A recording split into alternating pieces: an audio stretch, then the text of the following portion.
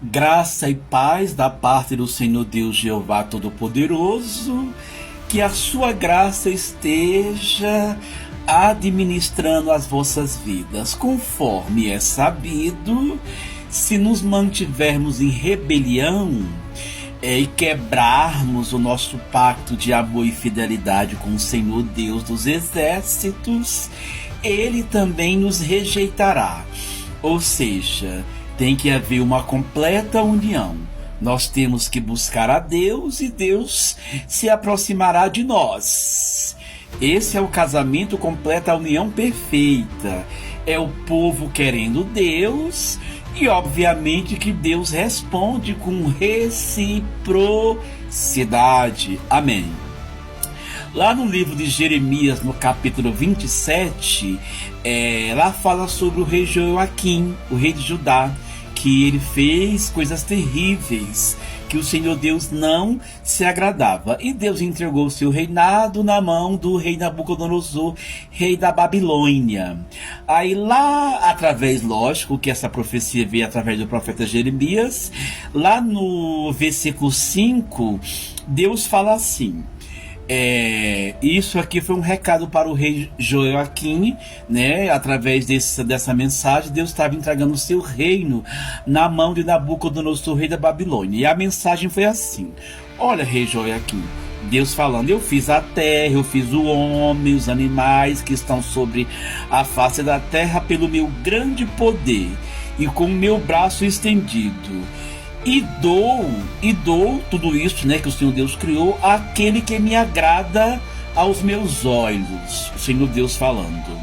Ou seja, tudo pertence ao Senhor Deus dos Exércitos. Se o homem tem alguma autoridade sobre alguma coisa aqui na terra, é porque Deus deu a sua permissividade. E agora eu entreguei todas essas terras na mão de Nabucodonosor, rei da Babilônia, meu servo. Quando o Senhor chama Nabucodonosor de meu servo, é assim, Deus tinha que entregar o reinado de Judá na mão de algum rei. Esse meu servo aqui não é exatamente um servo que faz fidedignamente as coisas e os atos e o segmento dos estatutos que Deus manda, não, tá? Como o Senhor Deus tinha que entregar na mão de algum opositor do rei Joaquim, rei de Judá, ele chama de meu servo, mas esse meu servo aqui é apenas o opositor, né? Vamos trocar. Não entenda esse meu servo como aquele que faz tudo que Deus manda, porque Nabucodonosor era idolatrado. Ele tinha lá trocentos deuses, né? Então ele era idólatra. E ainda até os animais do campo lhe dei para que o sirvam. E aqui depois vocês leiam, tá bom? O capítulo 27 de Jeremias.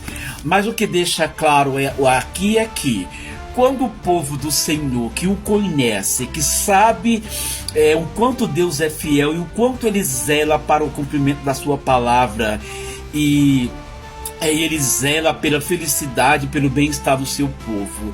E mesmo assim, este povo se mantém na rebeldia, fugindo da presença do Senhor e praticando atos que o Senhor Deus não façam isso, não construam deuses além de mim, não façam imagem de fundição, não façam imagem nos bosques, não construam imagens nos altos, não sacrifiquem nos altos para outros deuses, porque eles não são seus deuses, ó Israel, o povo de Judá. Sou eu, Senhor Deus de Israel, Deus de vocês, sou eu que opero maravilhas no vosso meio. E mesmo assim esse povo se mantém na rebeldia, o Senhor há de entregar e passar aquele reinado, principalmente daquele líder do rei Joaquim, que incitava o povo a pecar diante de Deus. Ele vai entregar na mão do opositor. O opositor pode até ser chamado de meu servo, mas depois vocês vão ver que esse meu servo aqui, ele né, que não era servo, era apenas um opositor do povo de Deus, se tornou opositor do povo de Deus. Deus simplesmente tirou lá o entendimento do Nabucodonosor e ele foi comer capim porque ele muito se exaltou, né? Nabucodonosor achou que ele era o tal também. Deus estava retirando o reinado da mão de Joaquim e deu para Nabucodonosor, mas não porque ele fosse alguém assim que fosse segundo o coração de Deus, tal qual o rei Davi. É porque ele tinha que realmente passar para dar uma lição lá no povo de Judá, né? E aí, depois de tudo isso, Nabucodonosor achou que ele era o máximo, tá? Olha como a Babilônia é poderosa, tudo isso foi segundo as minhas mãos, e começou a se a inflar o ego. Aí Deus simplesmente tira o reinado dele a posterior, que foram os persas que invadiram a Babilônia e que simplesmente destruiu o reinado da Babilônia. Isso é um dado histórico, que foram os persas. E assim, mas por um período Nabucodonosor, a barba cresceu, ele ficou com uma aparência horrível e foi comer capim e foi lá ser molhado pelo orvalho, porque simplesmente ele achou que aquele poder todo era dele, não era coisíssima nenhuma. Ele estava vivendo simplesmente ali uma fase que Deus disse: olha, como o meu povo que me conhece, eles estão na rebeldia, eu tenho que dar uma lição de moral para eles. Eu vou tomar o reino lá do líder deles e vou passar para alguém. Esse alguém é você, rei Nabucodonosor. Vou te chamar aqui de meu servo, mas sei que você não faz fidedignamente tudo que eu prescrevi lá em meus estatutos, mas é para dar uma lição no meu povo. E aí assim até hoje as coisas funcionam, né?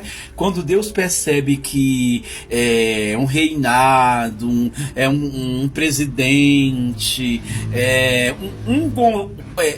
um governo está se comportando com muita soberba, Deus fala: não, não, não, não, não, não, não. Quem construiu a terra, quem fez os animais, quem tudo criou fui eu.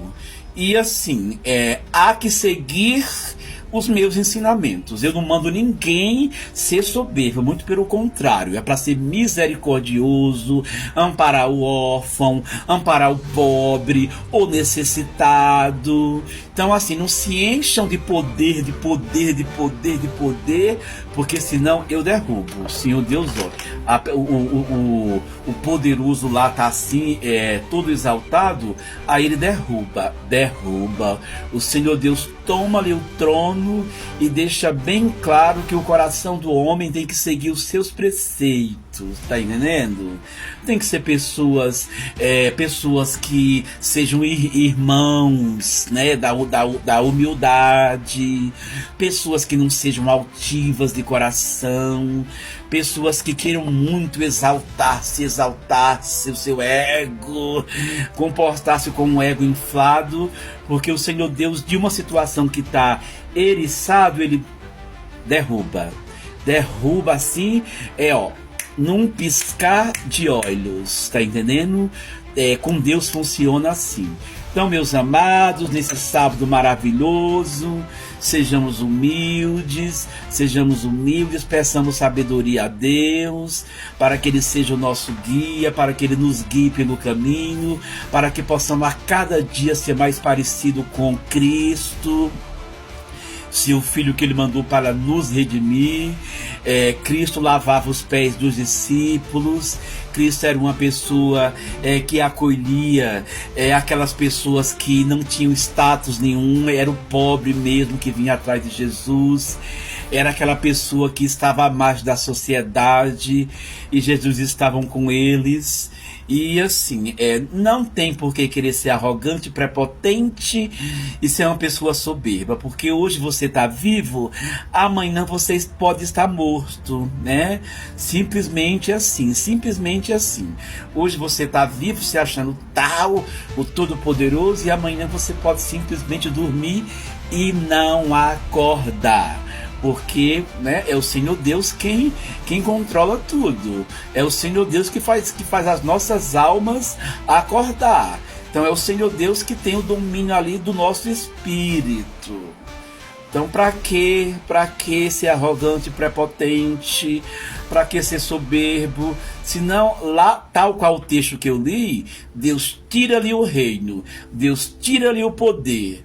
e dá uma lição no seu povo.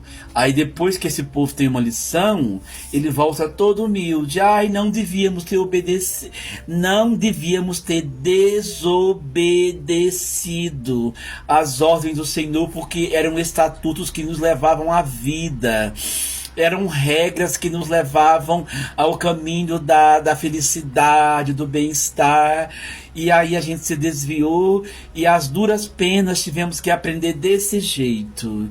Mas ainda bem que Deus, ele nos dá lições para que possamos nos manter em sua presença. É isso, um bom sábado na presença do Senhor Deus Todo-Poderoso, e que você ou vocês possam diariamente crescer na presença do Senhor. Amém.